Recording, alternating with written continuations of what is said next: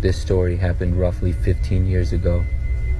I was on my way driving back from college. I attended a school in Florida and lived in the Midwest, so it would always be a long drive back home. Usually, I would do the trip in 2 days, but on this time, I decided to drive through the night. I left my college campus and drove for many hours, only stopping for gas or food or to use the bathroom. I was actually making really good time, and when it got late at night, things got even better because traffic decreased a lot. I stopped and got some energy drinks to keep me up and drove for several hours. Then at about 3 in the morning, my light for gas came on, which usually meant I had about 40 miles before I would run out. I was honestly in the middle of nowhere, so I decided I would stop at the next exit and see if there was a gas station. An exit eventually came up, and I took it. I went right and drove down a very quiet road for a while. It took me maybe 2 or 3 miles, and I didn't really see anything, so I thought about turning around, but then I saw some lights up ahead which looked promising. The road curved a little, and then I came into a small town. The speed limit dropped all the way down to 20 miles per hour, and there was old, run-down looking buildings on each side.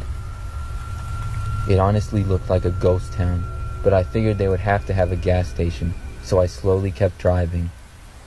But the farther I drove, I didn't see any gas station, and then there started to be mainly old houses, so I decided to turn around. I turned into a driveway, and as soon as I did, I saw the front door of the house open.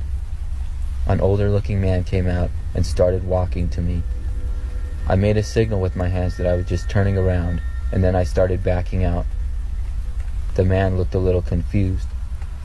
When I turned around and began driving the other direction, I saw that 2 more people were standing at the ends of their driveways, staring at me with angry looks on their faces.